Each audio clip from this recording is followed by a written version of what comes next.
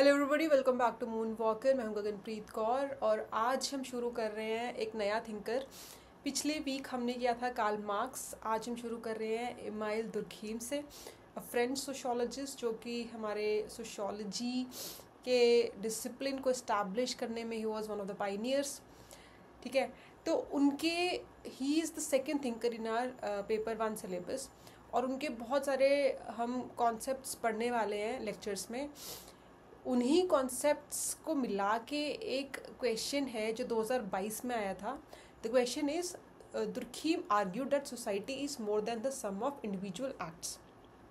अब ये जो क्वेश्चन है ये it can not be categorised into any of the sub topics जो कि दुर्खीम के अंडर हम पढ़ने वाले हैं। सोशल फैक्ट हो गया, सोसाइटी पढ़ेंगे, हम रिलीजन पढ़ेंगे।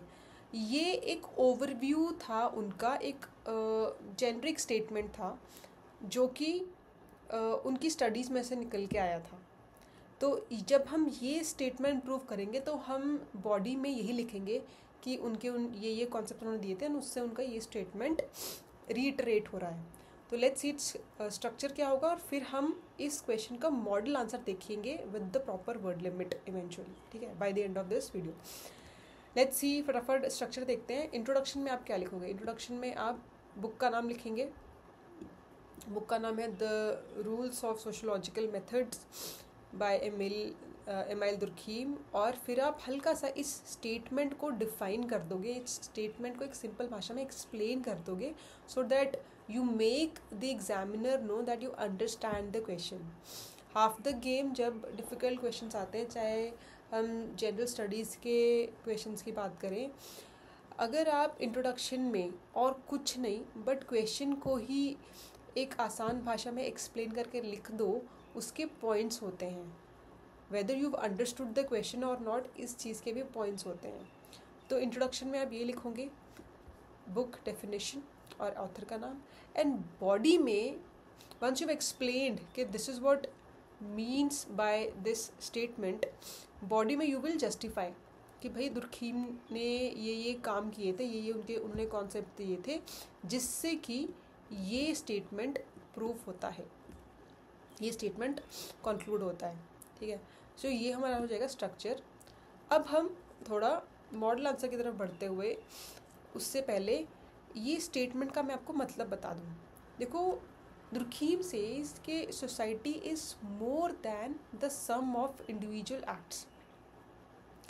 If I say that 1 + 1 + 1 + 1 is not 4, it's 5, तो मैथमेटिकली इट्स रॉन्ग।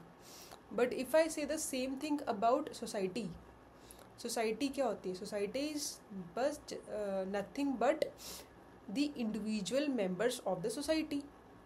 अगर एक सोसाइटी में 10,000 लोग रहते हैं तो क्या मैं ये कह सकती हूँ कि हाँ, ये 10,000 लोग सोसाइटी कहलाते हैं? नहीं, ये गलत होगा। दुर्खीम यही कह रहे हैं कि society is more than the sum of its individual acts. It has an existence over and above the individual members of the society.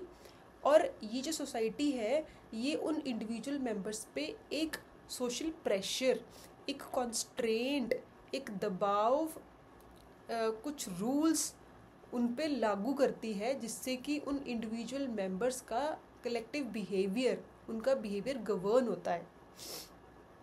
For example, अगर रेड लाइट है ट्रैफिक लाइट्स पे तो आपको रुकना पड़ेगा, चाहे आपको कितनी भी जल्दी है एज एन इंडिविजुअल, चाहे आपको कितना भी मन कर रहा है ट्रैफिक लाइट क्रॉस करने का। बट सोसाइटी का, उस सोसाइटी का ये रूल है, हमारी सोसाइटी का, कि अगर रेड लाइट है तो how you have to stop, otherwise you will be punished by the society. How? You will have to pay the fine. अगर आप किसी रोड की स्पीड लिमिट क्रॉस करते हैं, 60 km/h है, आप 65 तक चले गए, इमीडिएटली आपका चालान हो जाएगा।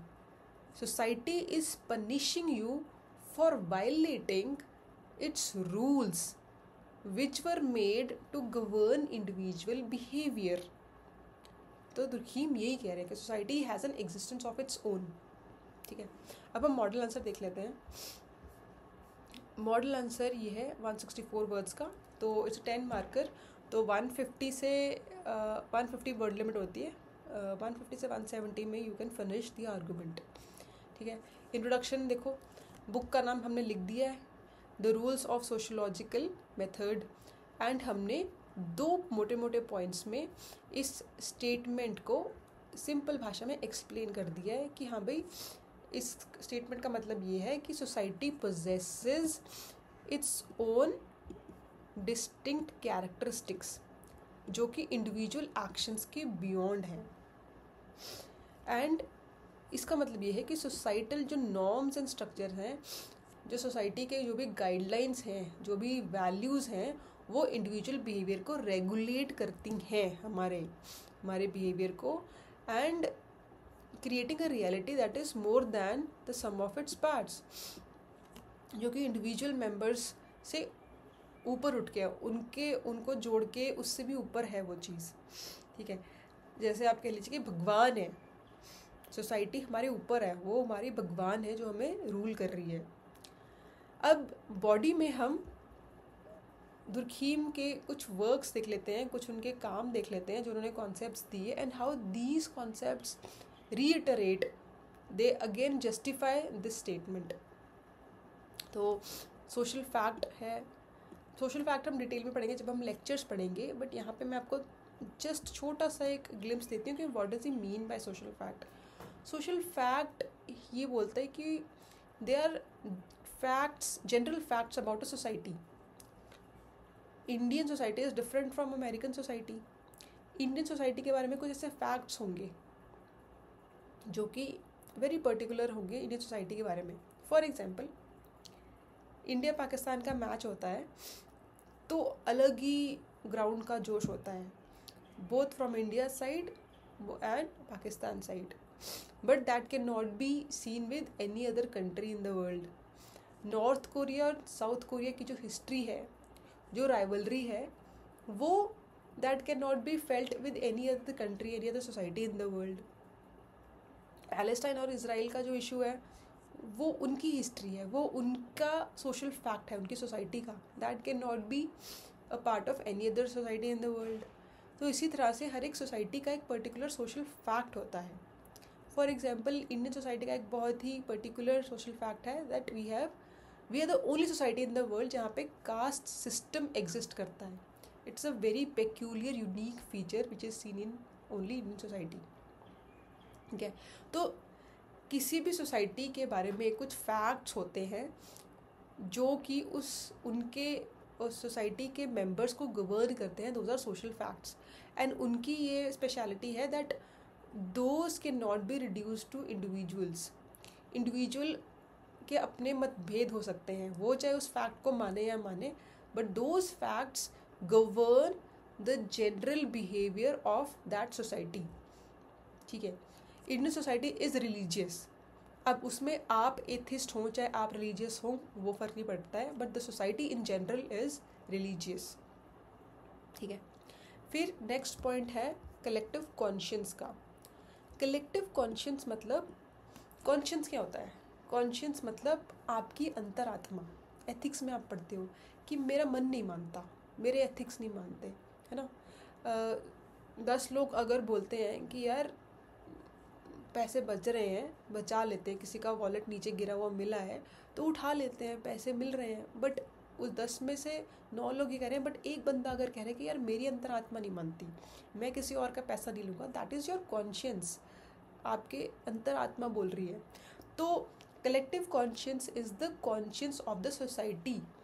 एक सोसाइटी के भी एथिक्स है, सोसाइटी के भी कुछ वैल्यूज़ हैं, कुछ बिलीव्स हैं जो उस सोसाइटी को गवर्न करते हैं।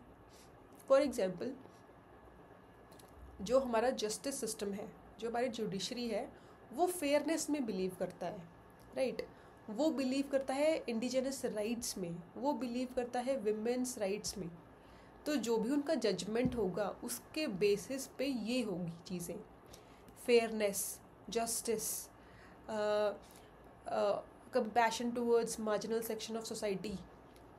तो these are the collective conscience of Indian society. अब उसमें अगर आप और पर्टिकुलर जाओ तो इंडिया में ट्राइबल्स की एक अलग वैल्यू है, तो ट्राइबल राइट्स, इंडिजिनस राइट्स के लिए हमारा जुडिशरी सिस्टम ज़्यादा सेंसिटिव होगा।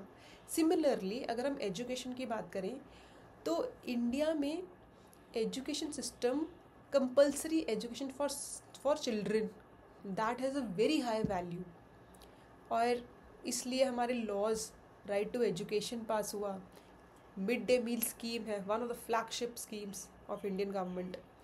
फिर लिटरेसी रेट पे डिबेट्स होती हैं पार्लियामेंट में, स्टेट्स कंपेयर होते हैं, केरला का 100% लिटरेसी रेट है, बाकी स्टेट्स का क्यों नहीं है, राइट। तो education, literacy, compulsory education for children, these are the values, these are the collective conscience जो हमारी सोसाइटी में हैं। सिमिलरली अगर हम एनवायरनमेंट की बात करें कि हमें अपना एनवायरनमेंट सस्टेनेबल रखना चाहिए, प्लास्टिक का यूज़ नहीं करना चाहिए, क्लीनलीनेस रखनी चाहिए, हाइजीनिक रखना चाहिए, तो ये कलेक्टिव कॉन्शियंस में आते हैं, ठीक है, जो अच्छी चीज़ों में हमारी सोसाइटी बिलीव करती हो, ठीक है। फिर तो अगेन ये भी उसी चीज़ को रिटरेट कर रहे हैं स्टेटमेंट को कि सोसाइटी की अपनी एग्जिस्टेंस है। अब इंडिविजुअल, चाहे हम माने या माने, चाहे हम अपना रूम इतना साफ़ ना रखें, ठीक है, हम अपना घर इतना साफ़ ना रखें, but we should not litter in public places. Bus में जा रहे हैं लोग, मूंगफली के छिलके फेंक देते हैं, तो लिखा होता है no, clean city, green city, plant trees. तो इंडिविजुअल अग्री करे या ना करे, but these are the values, these are the beliefs of your society, you have to abide by them. And most of the times, Anthony Giddens बोलते हैं कि most of the times these are not applied through fear.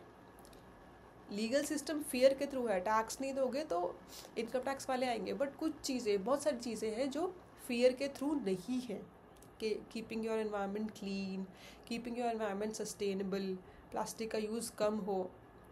तो ये ऐसे constraint है जो individuals ने legitimately accept किए हैं कि हाँ भाई सही हो, सही बात कर रहे हैं, होना चाहिए ऐसा, ठीक है। थर्ड आपका आता है डिविजन ऑफ लेबर।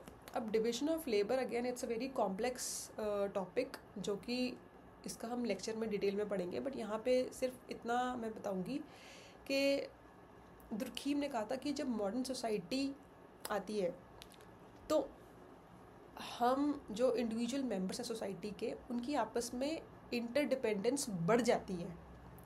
जितनी हमारी इंटरडिपेंडेंस बढ़ेगी बाकी मेंबर्स ऑफ सोसाइटी के ऊपर, उतनी सोसाइटी टाइटली बाउंड होगी, उतनी वो यूनाइटेड होगी, उतनी उसमें सोशल कोहेसिवनेस ज़्यादा होगी।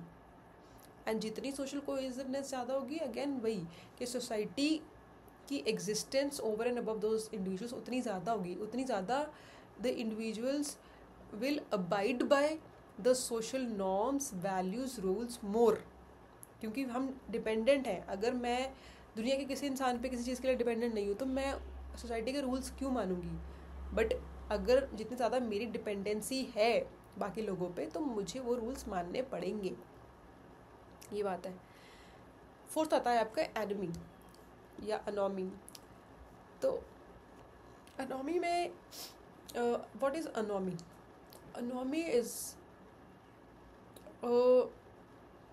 स्टेज इन सोसाइटीज़ एवोल्यूशन जब एक एक्सटर्नल सोशल या इकोनॉमिक क्राइसिस आया आपकी सोसाइटी में।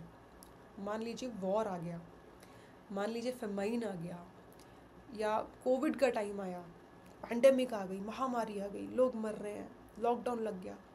तो ये जब क्राइसिस सिचुएशन आती है तो लोग जो होते हैं वो सोशल नॉर्म्स, सोशल वैल्यूज़, जो सोशल कंस्ट्रेंट्स थे उनसे उनका इंडिविजुअल बिहेवियर नहीं ड्राइव होता है। दे स्टार्ट बिहेविंग सेल्फिशली, वो अपने सेल्फ इंटरेस्ट्स पे शिफ्ट हो जाते हैं और सोसाइटी फिर टूटने लगती है। कोविड में क्या हुआ? जब लॉकडाउन इंडिया में नहीं लगा था बट बाकी कंट्रीज़ में लगने शुरू हो गए थे, होर्डिंग शुरू हो गई, सुपरमार्केट्स में से लोग सामान महीने महीने का भर के रख रहे हैं, प्याज भर के रख रहे हैं, सब्जियां भर के रख रहे हैं, जिससे मार्केट में उन कमोडिटीज़ की कमी हो गई, मार्केट में स्कैर्सिटी हो गई, तो उन कमोडिटीज़ का दाम बढ़ गया। तो जो गरीब लोग थे जो डेली बेसिस पे ख़रीदते, उनके लिए वो चीज़ें अफोर्ड करना और मुश्किल हो गया। तो क्राइसिस से सेल्फ इंटरेस्ट वाला बिहेवियर शुरू हुआ, जिससे अगेन क्राइसिस और एक्सपेडाइट हुआ और बढ़ा। तो सोसाइटी उठनी और टूटती है। इसमें दुर्खीम अगेन यही बोलते हैं कि जब ऐसा एक एनॉमिक बिहेवियर आता है, when individual behaviour is not driven by the social norms and values but through self interest, तो हमें फिर से सोशल नॉर्म, सोशल रेगुलेशन को लेके आना पड़ता है to bring us back to a normal society. ये फिर लास्ट आपका जाता है एम्पेरिकल रिसर्च ऑन सुसाइड। अब सुसाइड भी एक अलग टॉपिक है आपका, वो तब पढ़ेंगे। यहाँ पे सिर्फ इतना ये है कि जब उन्होंने सुसाइड की एम्पेरिकल रिसर्च करी, सुसाइड की स्टडी करी, तो दुर्खीम ने यही बोला था कि it is not an individual act. When somebody commits suicide, it is not due to their personal reasons, it is because of the society's norms, society's rules and regulations, society के values क्या हैं, उससे उस society में कितने suicides commit हो रहे हैं वो डिसाइड होते हैं, इन पर्सनल रीजंस नहीं होते। फॉर एग्जांपल IITs में सुसाइड इतने ज़्यादा क्यों होते हैं, बाकी कॉलेजेस में क्यों नहीं होते हैं? बिकॉज वहाँ पे एकेडमिक प्रेशर बहुत ज़्यादा होता है, वहाँ पे एक्सपेक्टेशंस बहुत ज़्यादा होती हैं, बच्चों पे प्रेशर बहुत ज़्यादा होता है। तो the reason for a student in IIT committing a suicide can not be reduced to that individual student. वो एक IITs में ही एक कॉमन सोशल वैल्यू चल रही है, एक कॉमन सोशल प्रेशर चल रहा है जो कि वहाँ के बच्चे बेयर नहीं कर पा रहे हैं। That is why there is a pattern, there is a clear cut pattern. ठीक है, तो सुसाइड से भी यही, सुसाइड की स्टडी से भी यही प्रूव होता है कि social norms, social values are governing individual behavior. We are bound by external forces. Our behavior is not driven by our individual consciousness, it's driven by external forces जो कि constraints हैं society के, regulations हैं। That is why he says कि society की अपनी एक existence है। तो यहाँ पे आपका आंसर ख़त्म हो जाएगा, and that all these arguments prove the point कि हाँ भी society is more than the sum of individual acts. ठीक है, so that is it for today. Next lecture में अब हम अगले रोज़ एक वीडियो आएगी, और हर वीडियो में अब हम इस वीक दुर्खीम ही कवर करेंगे। ठीक है, so let's meet tomorrow in the next session with another question from Durkheim's topic. Thank you.